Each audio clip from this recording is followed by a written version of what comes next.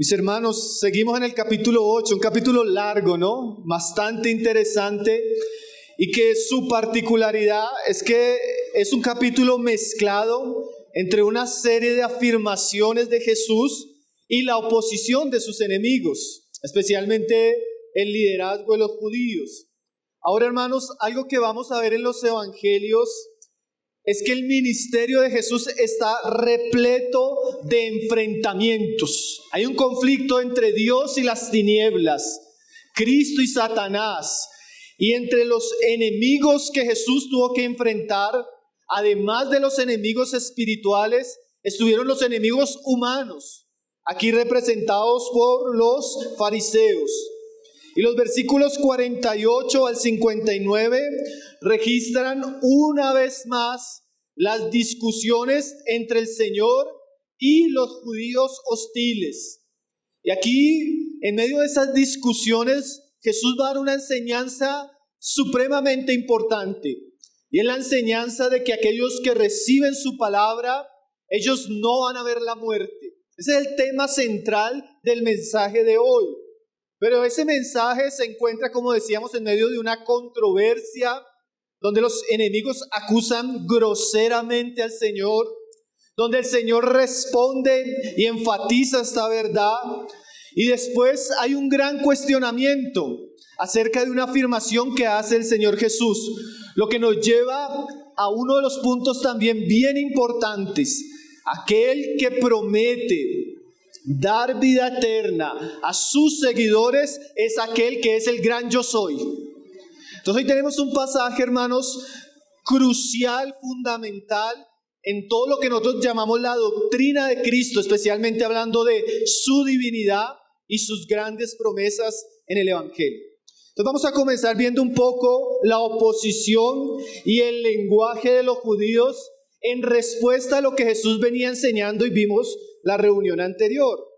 El verso anterior, para ligar el contexto, es el 47, donde dice, y recuerden que el Señor está cerrando aquellas palabras donde el Señor les dijo que Él venía a darles verdadera libertad y que los que perseveraban en su palabra serían verdaderamente sus discípulos, pero ellos no podían oír porque no eran hijos de Dios.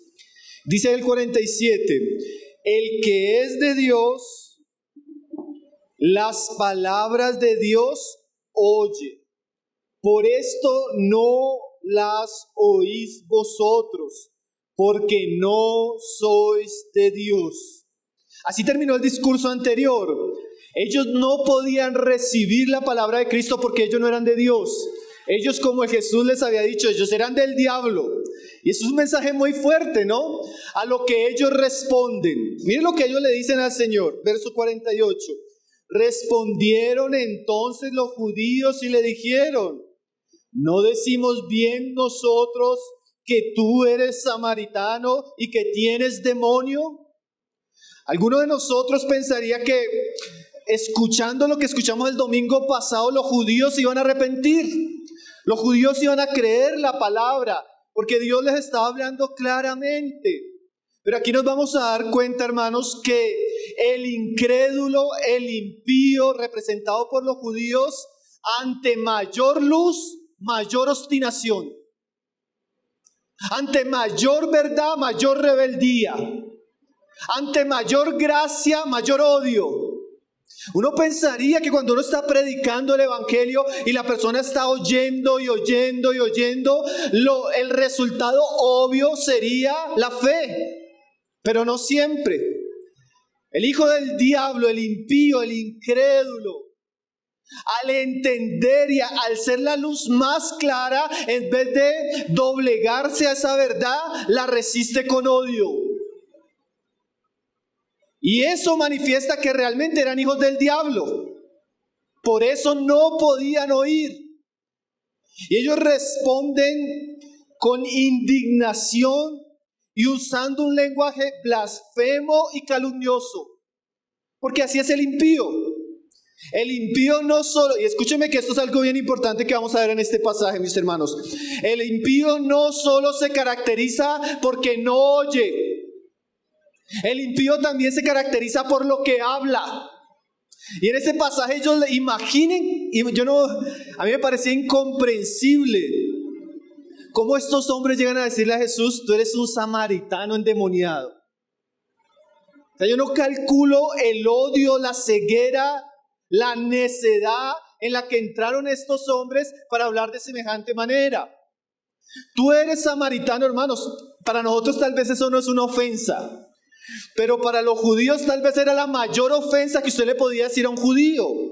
Porque el samaritano, como cuando lo vimos con la historia de la mujer samaritana, el samaritano era un pueblo mezclado, híbrido. Judíos que quedaron dispersos y se mezclaron con naciones paganas. Entonces su sangre se mezcló y su religión se mezcló. Entonces para los judíos era una imagen grosera de falsedad, de impiedad y de mezcla tanto religiosa como cultural. Entonces cuando usted quería ofender a un judío de una manera que usted quería hacerle sentir su aborrecimiento y su desprecio, usted le decía, usted es un samaritano. No era cualquier palabra.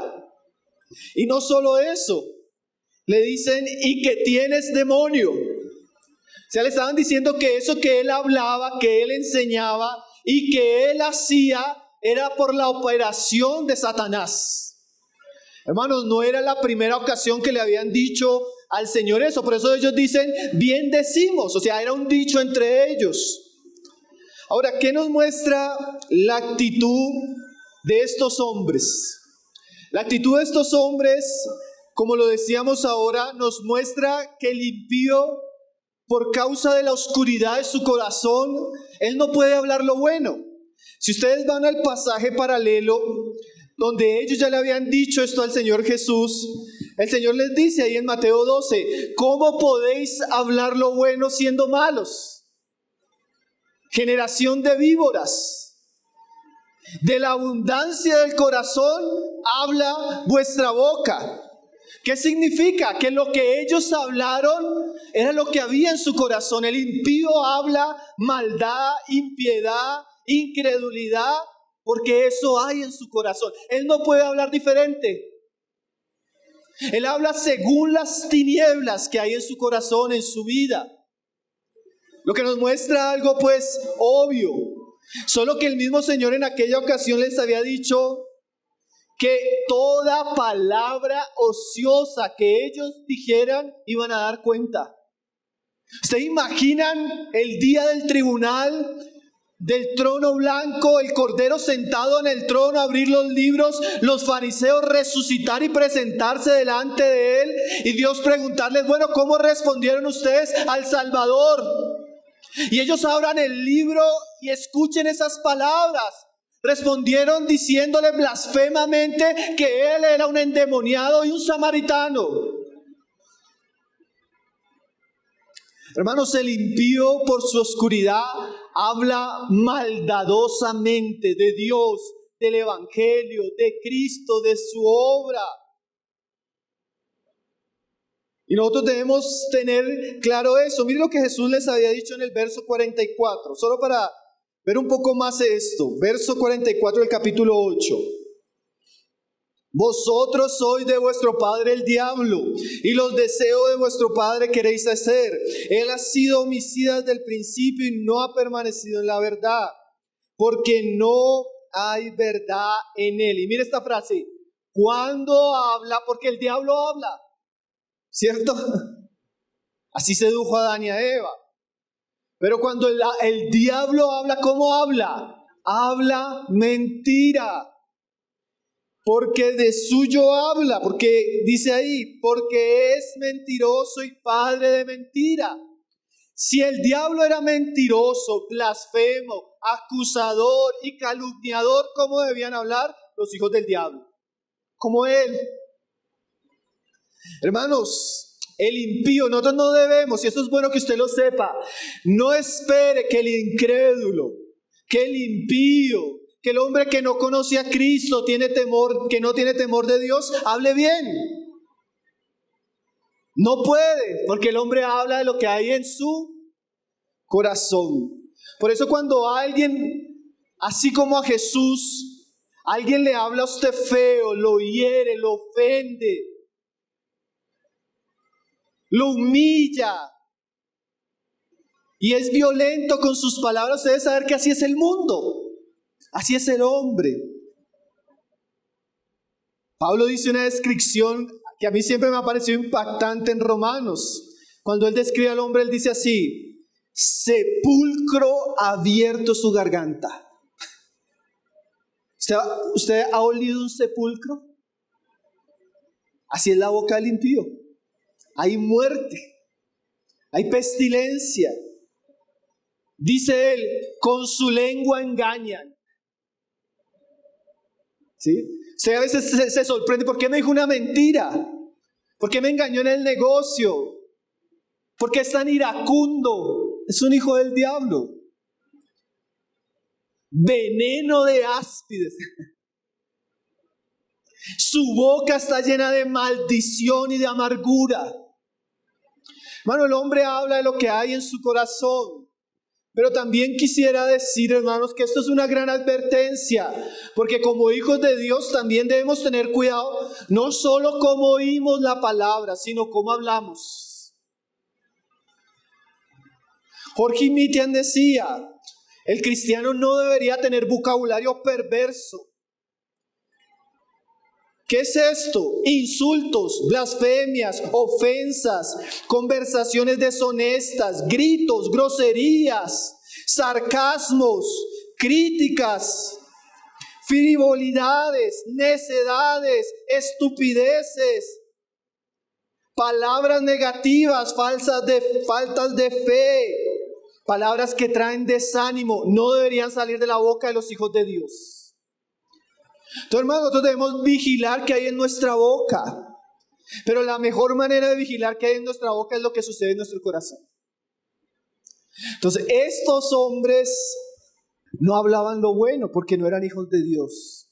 Era obvia la respuesta de ellos. Les incomodó la palabra, les molestó el mensaje y reaccionaron violentamente. Reaccionaron con incredulidad, con odio, con hostilidad. Entonces, hermanos, cuidemos nuestra boca para no andar o parecer hijos del diablo.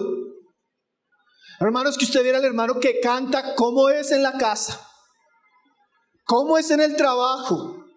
Usted le viera cómo habla, burlonamente, soezmente, iracundamente. Así hablan los hijos del diablo, no los hijos de Dios.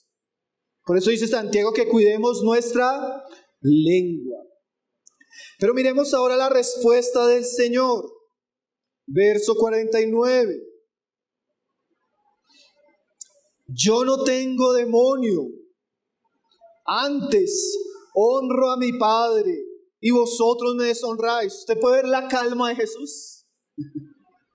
¿Se ve como el tono en que el Señor responde? Yo en realidad, usted dice que tengo demonio, pero no tengo demonio. Lo que yo estoy buscando es honrar a mi Padre, pero ustedes me están deshonrando. Verso 50. Pero yo no busco mi gloria, hay quien la busca y juzga. ¿Qué quiere decir eso, mis hermanos? El Señor no estaba con sus palabras buscando la gloria de ellos. El Señor no buscó en su ministerio el aplauso y el reconocimiento de los hombres. Él buscó hacer la voluntad del Padre y él buscaba honrar a su Padre. Ahora, ¿quién era el que buscaba la honra de Cristo? El Padre. Por eso él dice, hay quien la busca. Y nosotros nos vamos a dar cuenta, como cantábamos hoy, que es Dios el Padre que después de su Hijo haberse humillado, lo levantó y lo exaltó y le dio un nombre sobre todo nombre y mandó que se le adorase. Entonces, ¿es quién? El Padre de nuestro Señor Jesucristo, quien busca su gloria. Y mire la frase siguiente, dice, hay quien la busca, haciendo referencia a su Padre, dice ahí, y juzga. Todo juicio, hermanos, de toda palabra que los hombres hayan dicho de Cristo, del Evangelio, de las Escrituras y la palabra de Dios, Dios que busca la honra del Hijo, Él va a juzgarla. Como decíamos en Mateo 12, aún esas palabras ociosas, blasfemas que dijeron los hombres contra Cristo, de ellas darán cuenta. Dice ahora el verso siguiente, 51, que es el tema de nuestra enseñanza. De cierto os digo, que el que guarda mi palabra nunca verá muerte. Ahora, en medio de lo que está sucediendo, hermanos, Jesús vuelve a hacer una afirmación gloriosa, solemne, importante. Miren lo que Él dice: de cierto os digo. Siempre que Jesús va a decir algo importante, Él comienza la frase con estas palabras: de verdad les digo. Ahora usted puede ver que a pesar de la incredulidad de los judíos, Él les insiste. Él les sigue hablando. Y les sigue hablando con más seguridad y más certeza. Y Él les dice: el que guarda mi palabra. ¿Se acuerdan que ya les había hablado anteriormente? Nunca verá muerte. ¿Qué significa el que guarda mi palabra? Obviamente el que guarda mi palabra se refiere a toda la palabra de las Escrituras, a toda la palabra que Cristo dijo y enseñó en su ministerio. El que guarda toda esa palabra. ¿Qué significa guardar? Eso lo hemos explicado ya varias veces. Significa creer, significa obedecer, significa amar, significa recibir, significa atesorar. Aquellos hombres que le estaban oyendo y recibían esa palabra, creían esa palabra, abrazaban esa palabra, Él les va a dar una promesa. A pesar de la incredulidad de los judíos, el Señor sigue afirmando promesas para sus discípulos. Y son promesas, hermanos, para nosotros. Promesas que necesitamos entender. Promesas que necesitamos creer. Y promesas que necesitamos abrazar. Porque en esencia, esto que Jesús va a decir acá es el corazón del Evangelio. Es la esperanza del Evangelio.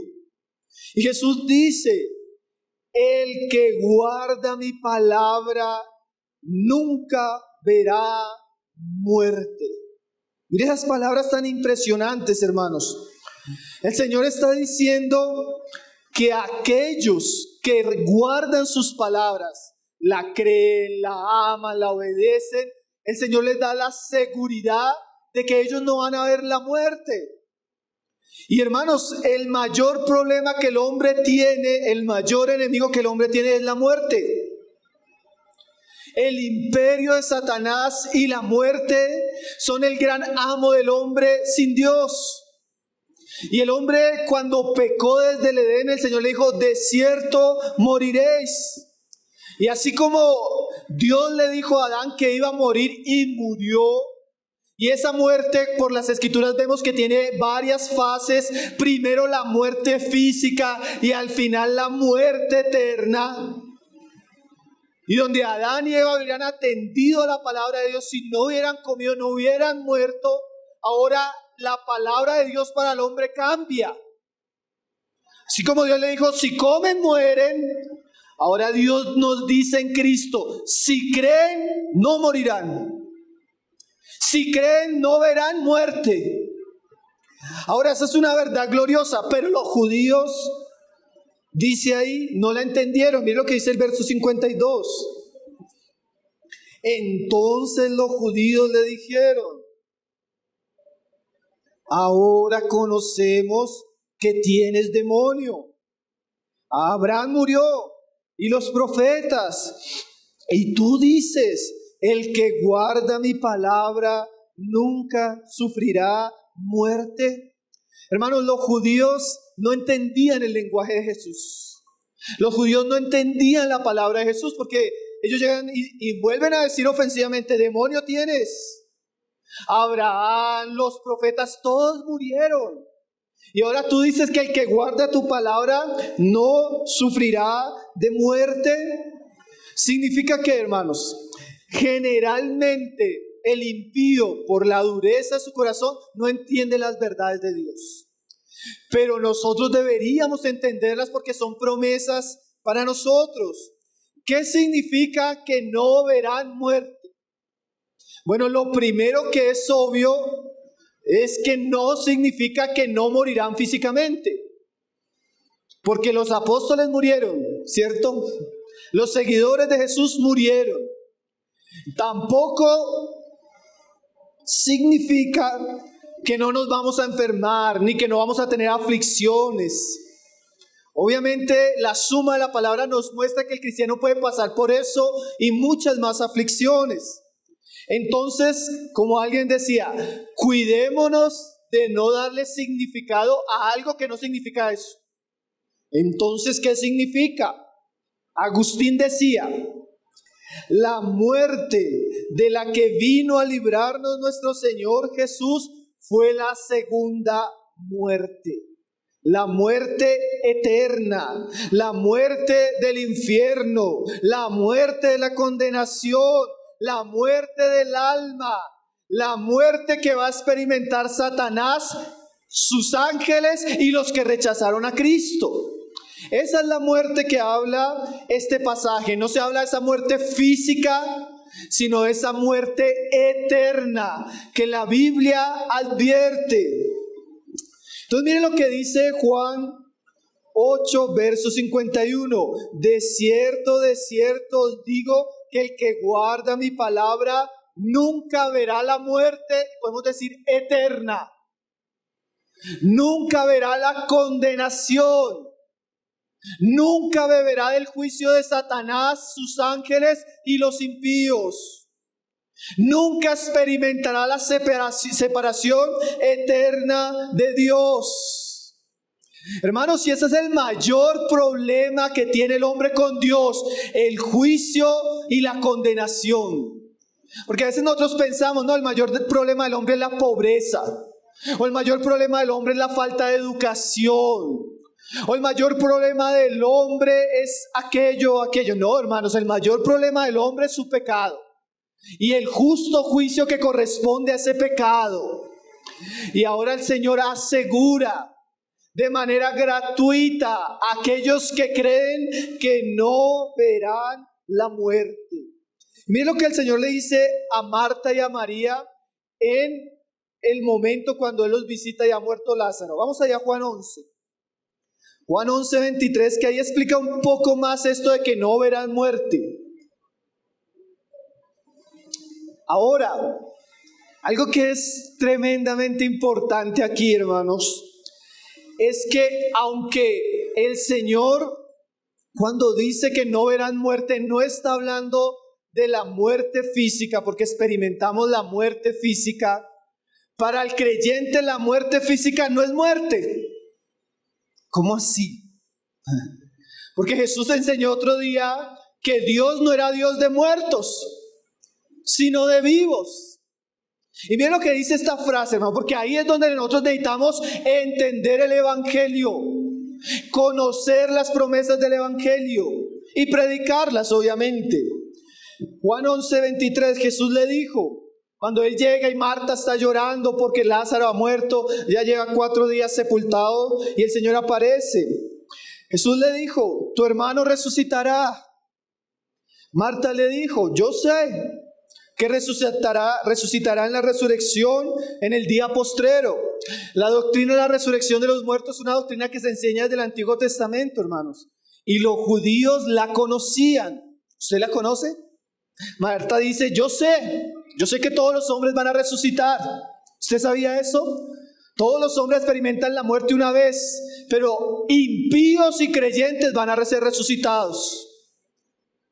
Los creyentes para estar con Cristo para siempre, los impíos para el lago de fuego, que es la segunda muerte. ¿Lo sabía?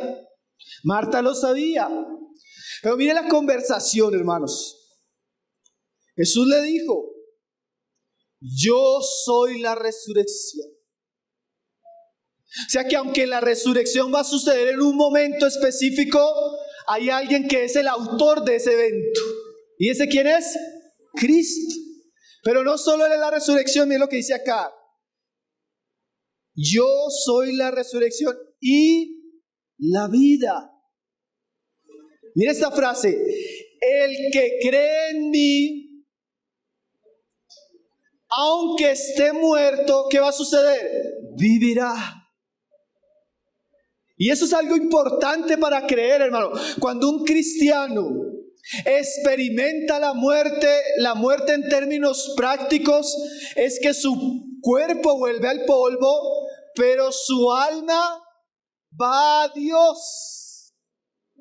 Entonces, el morir para el creyente no es morir, es vivir. Porque como dice Pablo, cuando yo muero quedo ausente de este cuerpo y presente para con Dios.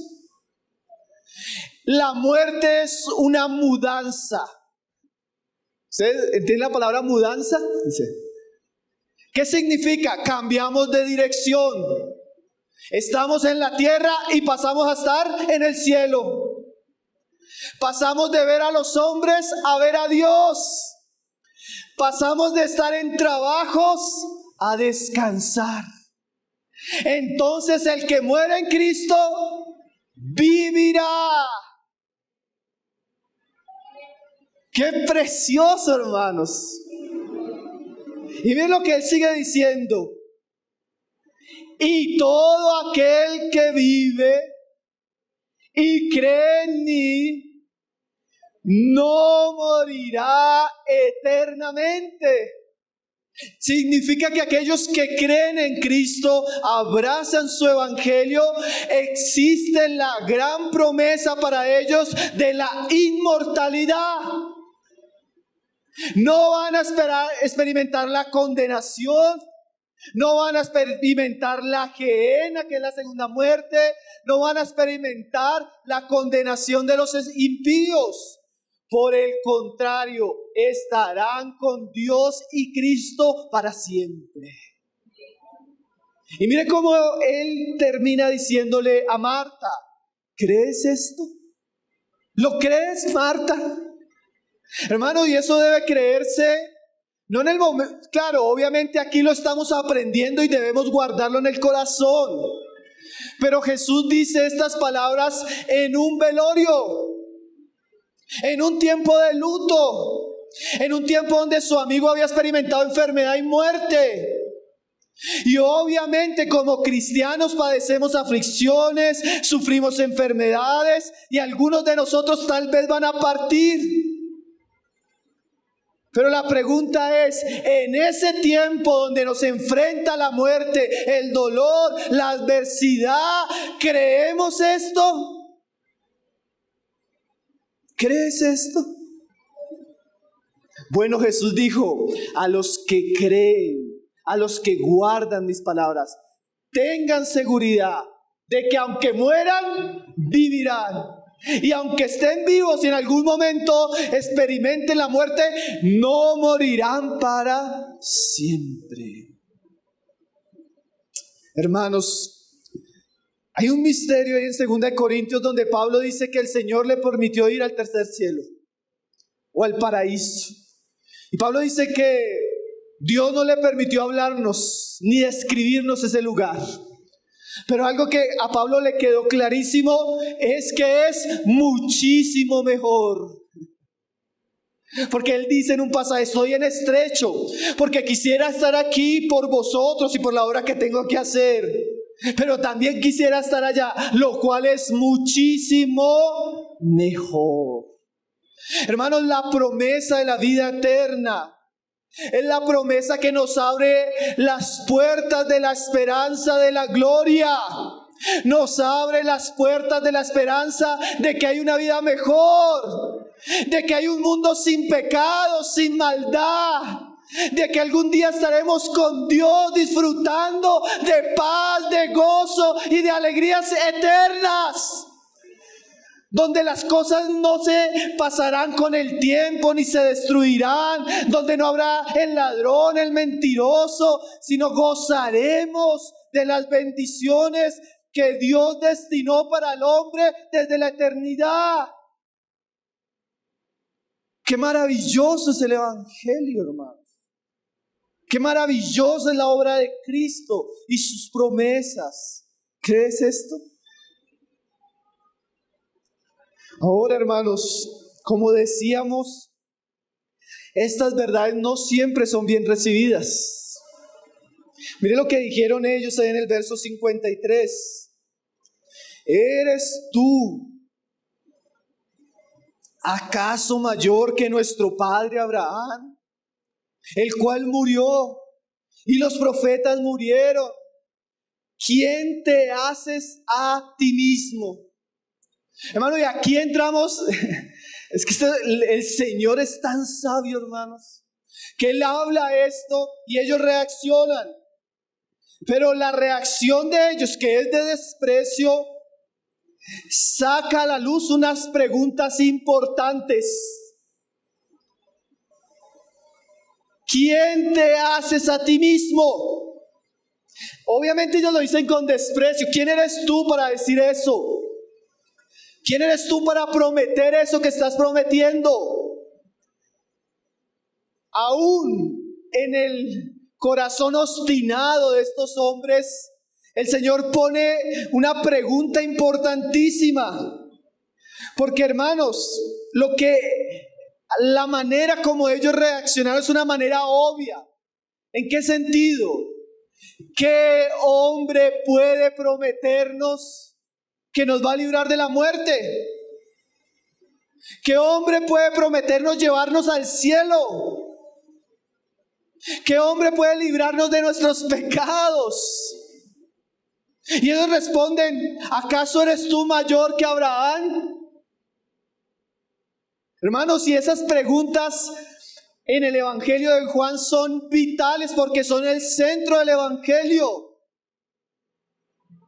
El Evangelio tiene que ver con lo que Cristo ofrece por lo que Él es.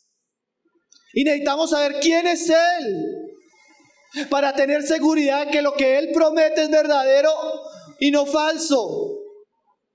Y Él responde, mire la respuesta del Señor, hermanos. Verso 54. Respondiendo Jesús: si yo me glorifico a mí mismo, mi gloria nada es. Mi Padre es el que me glorifica, el que vosotros decís que es vuestro Dios. El Señor, en medio de su respuesta, Él dice que Él no quiere glorificarse a sí mismo, porque la gloria del hombre dada para sí mismo nada es. Pero el que buscaba glorificarlo era el Padre, el que ellos decían que era su Dios. Pero como dice el verso 55, dice: pero vosotros no le conocéis, mas yo le conozco. Y si dijere que no le conozco, sería mentiroso como vosotros. Pero le conozco y guardo su palabra. Pocas palabras, el Padre es el que le va a glorificar, quien ellos dicen que es Dios, pero ellos no conocen a Dios. Pero Él le conocía. Hermanos, si Él no hablara estas cosas, Él llegaría a ser mentiroso como ellos. Pero miren cómo el Señor, aún tratando de evadir su propia gloria, Él llega a decir una palabra importantísima en relación a lo que ellos han preguntado en el verso 56. Y Él dice lo siguiente ahí: Abraham, vuestro padre, se gozó de que había de ver mi día, y lo vio y se gozó. Ellos dicen: bueno, ¿acaso eres tú mayor que Abraham, nuestro padre, que vivió y murió? Y ahora el Señor les dice: miren, si vamos a hablar de Abraham, Abraham vio mi día y se gozó. Eso muestra, como ya se los había dicho en los versículos anteriores, que ellos, aunque tenían la sangre de Abraham, no tenían la fe de Abraham. Que ellos, aunque decían seguir el Dios de Abraham, no conocían el Dios de Abraham. Porque si ellos hubieran estado en sintonía con Abraham, con Moisés, con los profetas, ellos hubieran creído en Cristo. Ellos hubieran gozado en lo que Cristo estaba haciendo y enseñando. Porque aunque no sabemos exactamente a qué hace referencia cuando Él dice que Abraham vio su día, Sí podemos pensar, por lo que dice Hebreos, que todos los patriarcas y los hombres de la antigüedad que creyeron por la fe, ellos vieron más adelante cómo se iban a cumplir todas las promesas que Dios había hecho. Y de manera particular, a Abraham se le había dicho que Dios le iba a dar un hijo y que esa simiente, en ese hijo, iban a ser benditas todas las familias de la tierra. Y aunque Abraham tuvo a Isaac, no era Isaac esa gran bendición. Como dice Gálatas, la gran simiente de Abraham es Cristo. Y Abraham vio que su hijo, el que iba a nacer de sus entrañas, de su simiente, en algún momento se iba a manifestar como el glorioso Salvador de Israel, la esperanza del mundo. Y él se gozó de eso, hermanos. Por eso el Antiguo Testamento es tan deleitoso cuando uno lo ve a través de Cristo. Cómo Dios preparó desde el Génesis, pasó por el Éxodo y el Pentateuco, después a través de los reyes y los profetas. Ese mensaje glorioso de la manifestación del Mesías Salvador. Todos ellos vieron eso, todos ellos gozaban en eso, todos ellos esperaban en eso. Y miren lo que responden ellos. Verso 57. Entonces le dijeron los judíos: ¿aún no tienes 50 años y has visto a Abraham? El Señor no había dicho que él había visto a Abraham. Si usted lee cuidadosamente, dice que Abraham había visto su día. Ahora, otra pregunta, hermanos, de inconformidad, de indignación. Pero como decíamos ahora, son esas preguntas que nos llevan a respuestas gloriosas que Jesús dijo. Especialmente este verso 58, hermanos. Él dice ahí, Jesús le dijo: de cierto os digo. Ahí está la otra verdad importante. Recuerden cuando comienza el pasaje, de cierto, está la verdad importante. ¿Qué va a decirles ahí? Antes que Abraham fuese, yo soy. Hermanos, esta es una verdad importante porque en un sentido es el punto culminante de esta conversación. Y el Señor, cuando ellos le dicen, bueno, pero no tienes 50 años y has visto a Abraham, el Señor le responde: antes que Abraham fuese. No solo está diciendo en los días que ya estaba Abraham, sino antes de Abraham fuese, yo soy. Eso en teología es, como se ha dicho, una de las grandes afirmaciones de la divinidad de nuestro Señor Jesús. De manera misteriosa le está diciendo que cuando Abraham llegó a existir, él ya era. Cuando las cosas fueron creadas, Génesis 1:1, Cristo ya era. Lo que es una referencia, escúcheme bien esto, hermano, a la eternidad de Cristo, que por ende es uno de los atributos y cualidades exclusivos de Dios.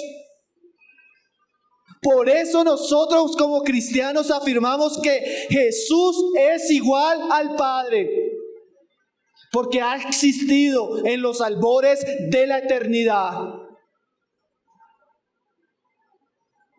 Como alguien decía, antes que Abraham naciera, existo de forma individual y eterna. J.C. Ryle dice lo siguiente, hermano, porque esto es doctrina fundamental, que son los fundamentos de nuestra fe cristiana, que son los fundamentos del evangelio que creemos. Miren lo que dice nuestro hermano: estas palabras son indiscutiblemente profundas, contienen cosas que a veces nosotros no podemos ver con claridad, pero si las palabras quieren decir lo que dicen, nos enseñan que nuestro Señor Jesucristo existió mucho antes de su venida al mundo. Él era antes de los tiempos de Abraham. Él era antes de los tiempos del hombre. En resumen, esto nos enseña que Jesús no era un mero hombre. No era como David, como Moisés o como Abraham. Él era alguien que se remontaba a la eternidad. Él era el mismo ayer, hoy y para siempre. Él era el mismísimo Dios eterno hecho carne. Hermano, y hay algo todavía más interesante aquí. Porque él hubiera podido decir, antes de Abraham, que Abraham fuese, yo era. Y nos decía la verdad de la preexistencia y de la eternidad. Pero el Señor usa, hermanos, la palabra yo soy, que para cualquier conocedor de las Sagradas Escrituras es una atribución al nombre que Dios se atribuyó a sí mismo en el Antiguo Testamento. ¿Ustedes recuerdan cuando Moisés se le aparece a Abraham? Dios se le aparece a Moisés. ¿En nombre de quién voy? Ve y diles que el yo soy te envía. Hermanos, quitémonos el calzado de nuestros pies. Nuestro Señor Jesucristo es el gran yo soy. Muchas veces las apariciones, las teofanías, las manifestaciones de Dios en el Antiguo Testamento son apariciones de Cristo antes de su encarnación. Porque aquel que le dijo a Abraham, yo soy, era el que decía, yo soy el Dios de Abraham, el Dios de Isaac y el Dios de Jacob. Hermanos, en este pasaje, por eso lo iban a apedrear. En este pasaje Jesús se apropia del nombre sagrado de Dios para sí mismo. Yo soy. Es como si él estuviera diciendo así: en la creación, yo soy el que dije, sean hechos los cielos. En la zarza ardiente, yo fui el que le dije a Moisés, ve que yo redimiré a mi pueblo. En el monte Sinaí, yo fui el que les di la ley. Yo soy. Ahora esto es maravilloso, hermanos, porque solo Dios, en su autoexistencia, en su omnipotencia y en su soberanía puede decirnos, si creen en mí, no verán la muerte. Esa promesa es segura por quien lo dice. El gran yo soy.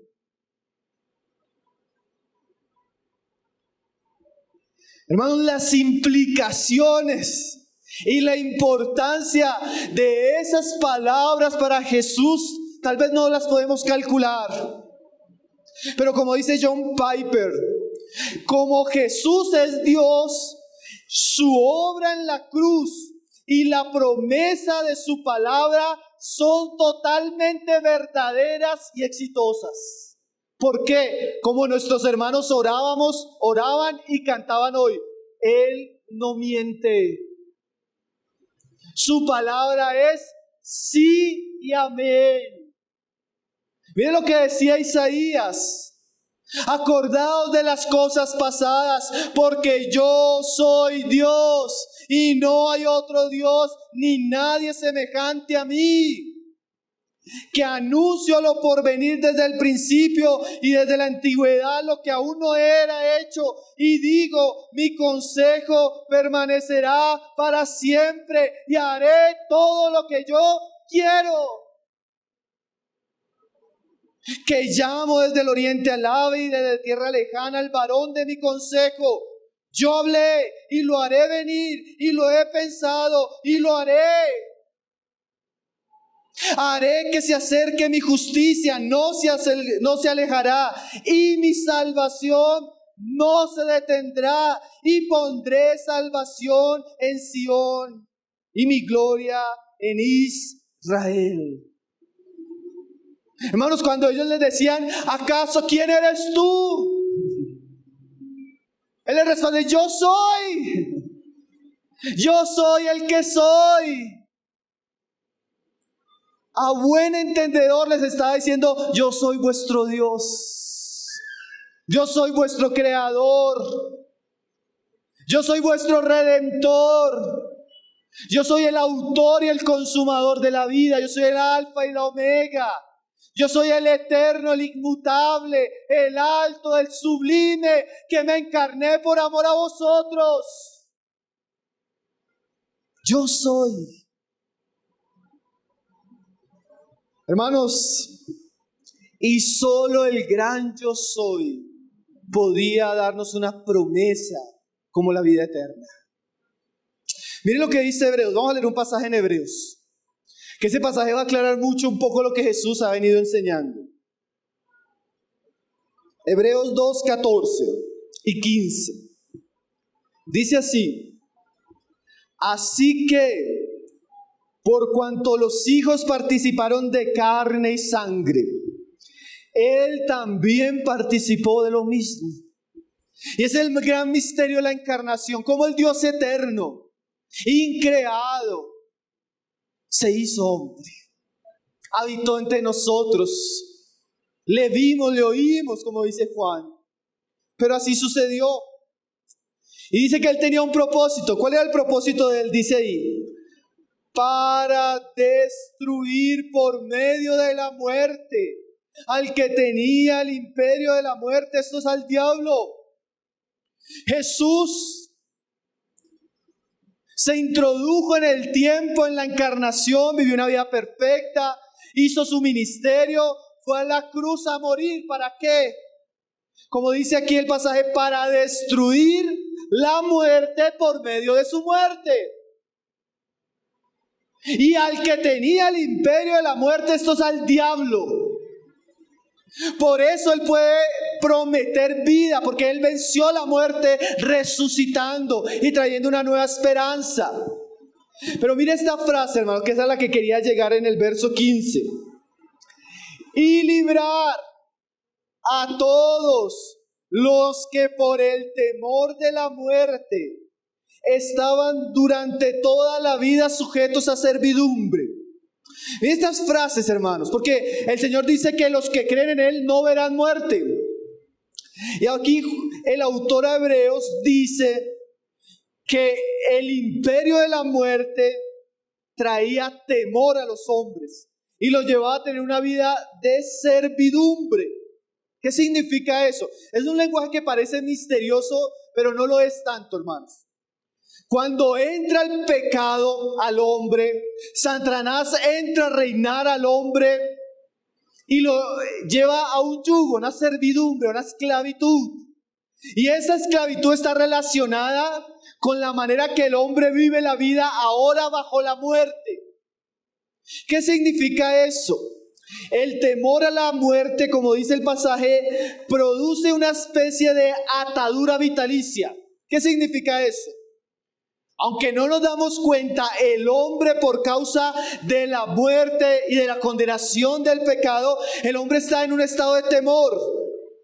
Y en ese estado de temor, el hombre en su esclavitud solo puede ver lo que ven sus ojos, las cosas temporales. El hombre en el temor a la muerte, él solo piensa que él puede disfrutar en la hora con sus pasiones. El hombre en el temor de la muerte se aferra a las cosas de este mundo, sin darse cuenta, como dice John Piper, él está esclavo por el temor a la muerte.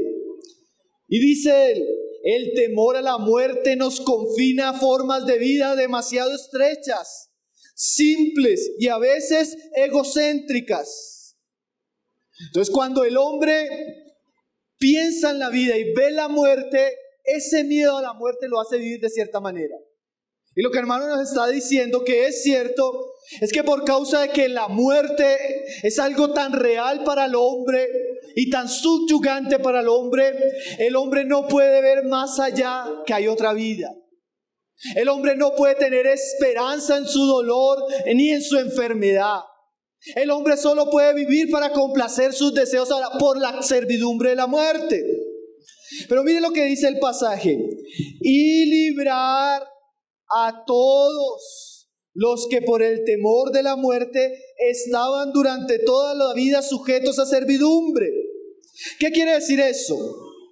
Jesús, el gran yo soy, desde la eternidad, al encarnarse, vino a morir y destruir el pecado y la muerte, y a triunfar resucitando, librándonos del yugo de la muerte. Mire qué es esto, hermanos. Cuando el hombre estaba esclavo o con un yugo por la muerte, él no podía ver más allá. Pero ahora en Cristo y en las promesas del Evangelio y en la victoria del Señor, el Señor nos quita ese yugo. Y ya no vivimos bajo esa esclavitud. ¿Qué quiere decir eso? Ya no somos esclavos al temor de la muerte. Ya usted encuentra que Jesús y sus discípulos iban al martirio con gozo. Ya usted encuentra que ellos aprenden a experimentar el dolor, la enfermedad con otra esperanza, porque ellos tienen una perspectiva de que ya no están restringidos a este tiempo y a la sentencia cruel de la muerte, sino que hay una resurrección y una vida que les espera. Ya no viven esclavos de las cosas materiales, porque ellos entienden que son pasajeras y hay unas cosas eternas. Ya no viven esclavos del pecado, porque saben que esta carne con sus deseos va a quedar en el polvo y ellos van a resucitar con cuerpos nuevos. Aunque están en esta vida por la victoria de Jesús, ya no son esclavos al temor de la muerte. ¿Usted entiende eso, hermanos? Porque eso es lo que trae un mensaje como el de hoy. El que guarda mis palabras no verá la muerte, no tendrá temor a la muerte, no vivirá como los demás muertos. Ahora él espera la verdadera vida. Ahora él espera la gloria. Ahora él espera la eternidad. Ahora su corazón suspira mucho más allá de lo que ven sus ojos. Ya no somos esclavos. Hermanos, ¿a usted no le parece eso precioso? ¿Saben cómo dice segunda Timoteo? Pablo, hablando de esto, él dice que ahora en la manifestación de nuestro gran Salvador Jesucristo, él dice que él quitó que la muerte y sacó a luz que la inmortalidad. Hermanos, el hombre que ya había sido destinado a la muerte, ahora en Cristo ha experimentado cómo salió a la luz una nueva esperanza, la esperanza de la vida eterna y de la inmortalidad. Entonces volvamos al Evangelio de Juan. Mire cómo cierra las palabras nuestro Señor Jesús. Verso 58. Dice, 8:58. Jesús les dijo: de cierto, os digo, antes que Abraham fuese, yo soy. Hermanos, qué verdad tan gloriosa. El Señor no solo revela la gran promesa, sino revela quién es Él y cómo Él puede cumplir esa grande promesa para los hombres. Pero miren lo que respondieron los judíos, verso 59. Tomaron entonces piedras para arrojárselas. Hermanos, para ellos fue claro el mensaje, ¿no?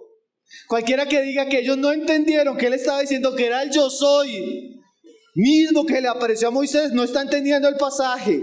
Ellos se dan cuenta inmediatamente que a los ojos de ellos Jesús se está poniendo en el lugar de Dios, lo que es una gran blasfemia. Y ellos toman piedras para arrojárselas. Hermanos, las grandes doctrinas de nuestra fe se enseñaron por nuestro Señor Jesús en un ambiente hostil, en el horno de la prueba.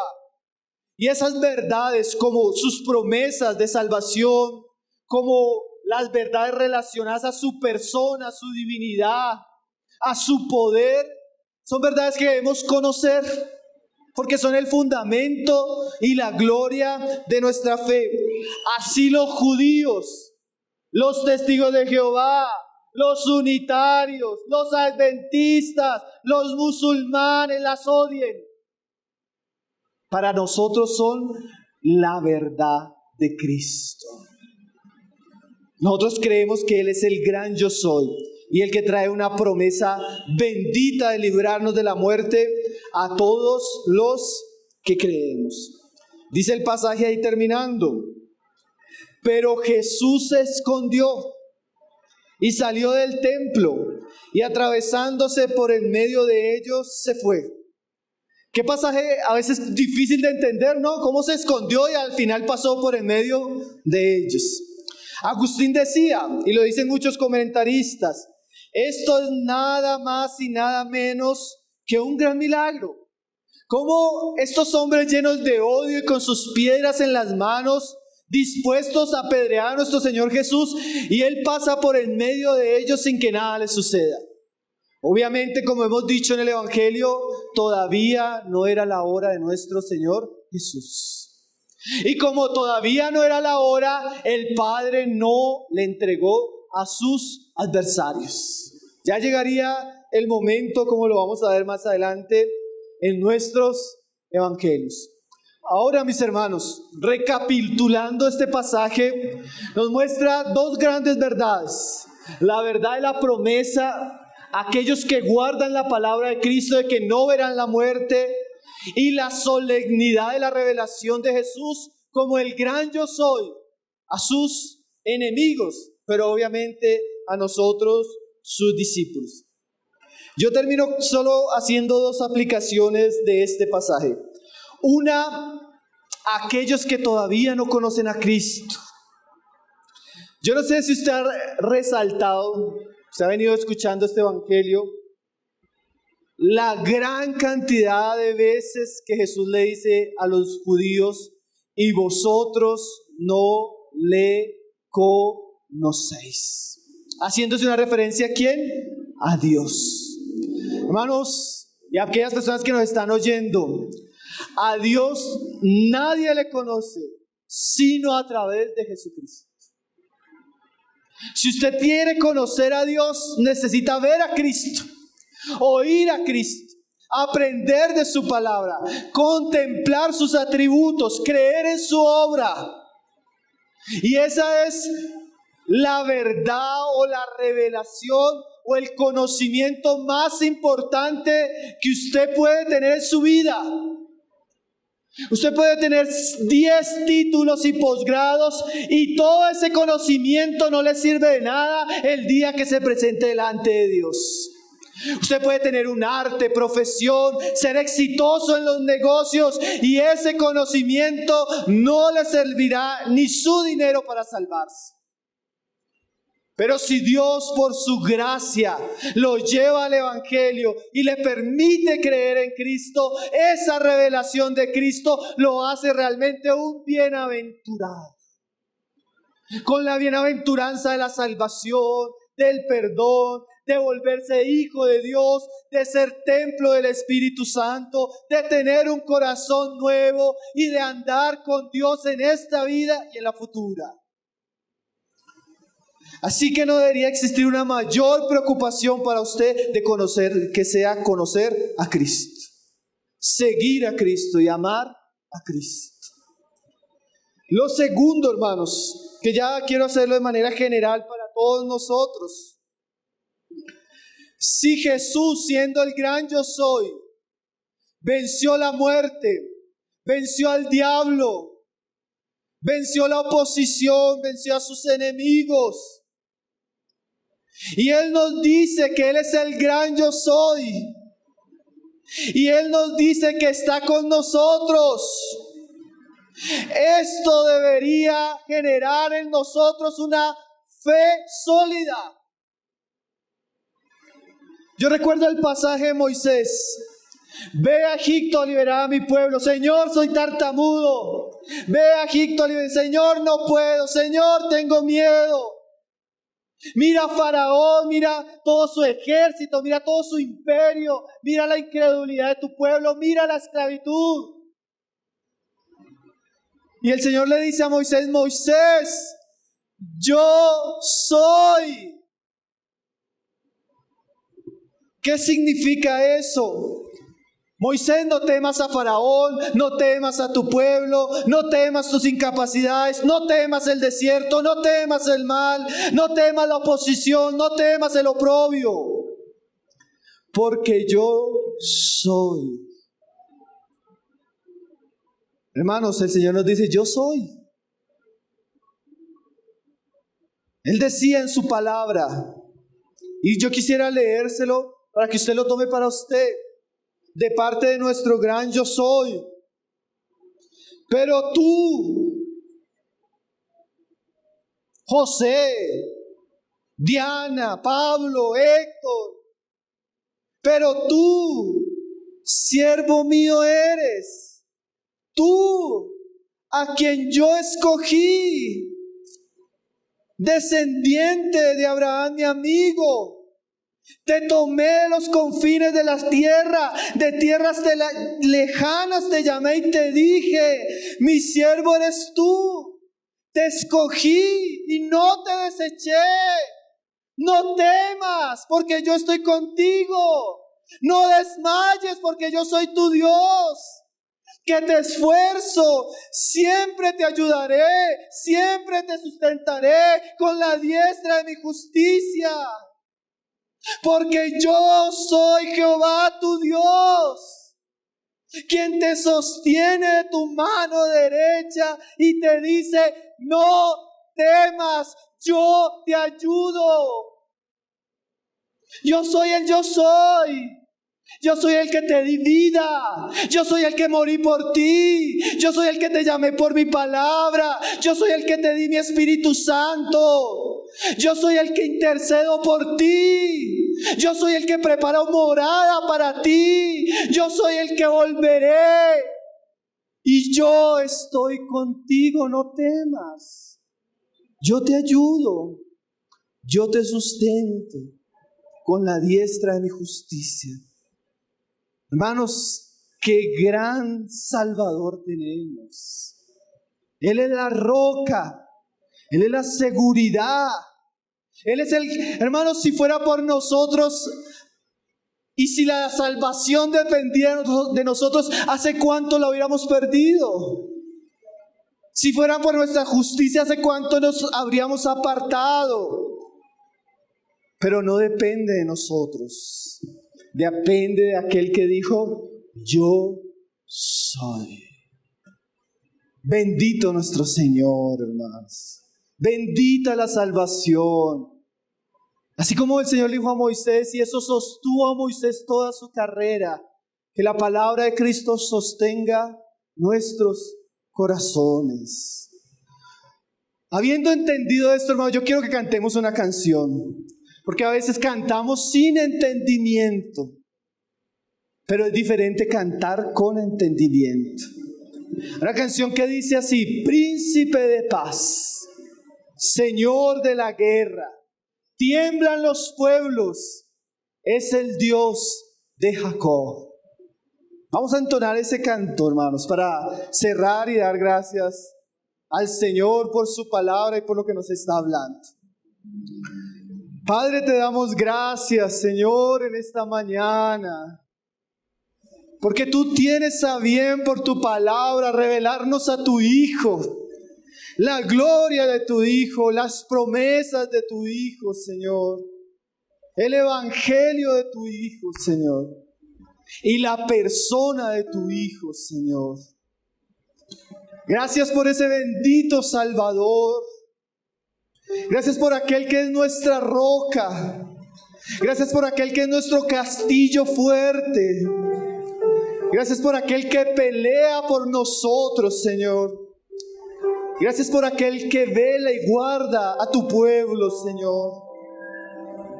Bendito es nuestro Señor Jesús, santo, glorioso, majestuoso, digno de toda gloria, de toda devoción, de todo amor. digno de que le creamos, Padre, digno de que le sigamos, digno de que le proclamemos, Señor. Bendito es nuestro Señor Jesús.